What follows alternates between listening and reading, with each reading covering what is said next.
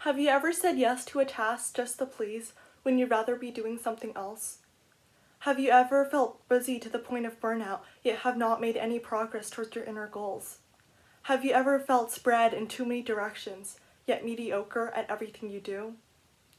If you've said yes to any of those questions, the idea of essentialism and the book Essentialism by Greg McKeown will change your life, just like it did mine. Quote, "Essentialism is not about getting more things done. It's about getting the right things done. It's not about doing less for the sake of doing less either. It's about making the wisest possible investment of our time and energy in order to operate at our highest point of contribution by only doing what is essential." End quote. Greg McKeown, Essentialism, the Disciplined Pursuit of Less. Today, everyone is busy, rushing from one place to the next, crossing off to-do lists, chasing deadlines.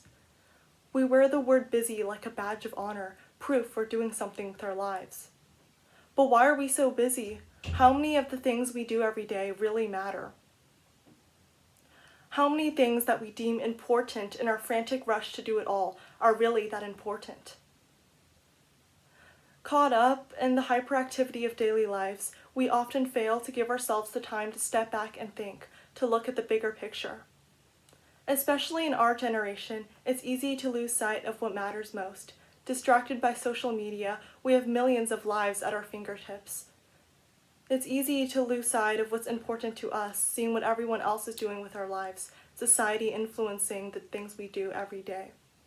We also have an abundance of information, opinion, and choices, making it hard to determine what's vital from what's trivial. To combat this, we have to give ourselves time away to think, to explore and evaluate, to figure out what we truly want out of our lives and how we can make the biggest contribution.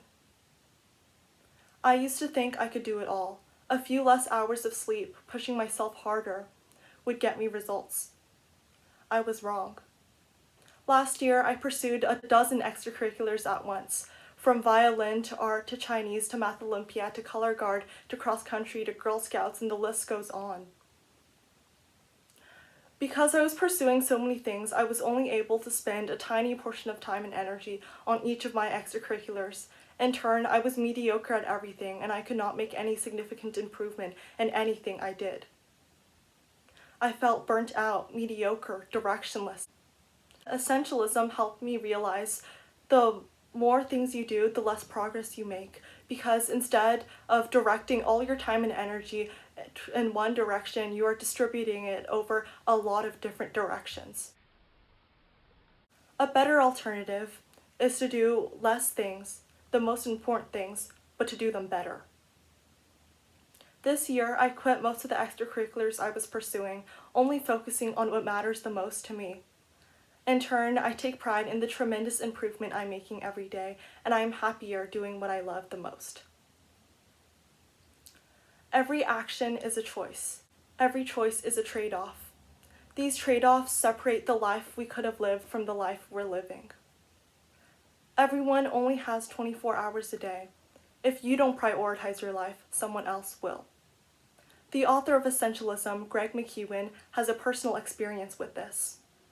When he was in the fraternity ward with his wife, an hours-old baby, a colleague called and asked him if he planned on attending a meeting scheduled at that time.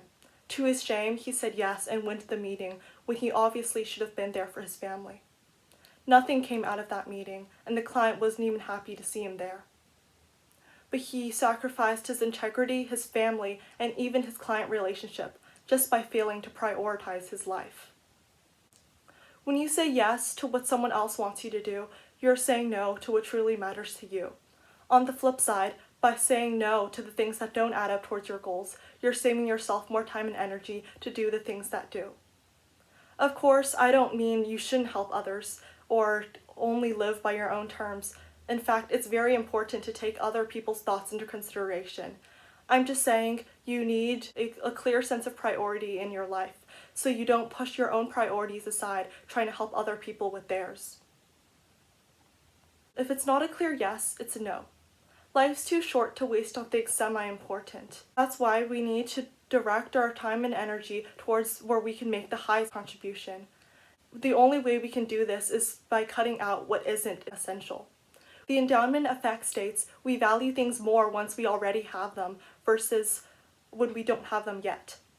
To combat this, we have to ask ourselves, if I didn't already have this opportunity, how much will I be willing to work to get it?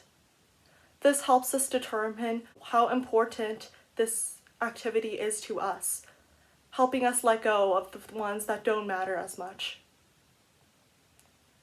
Never underestimate the power of a clear no, as it can prevent us from asking the same questions again and again in the future, diverging us from the tasks that are a clear yes.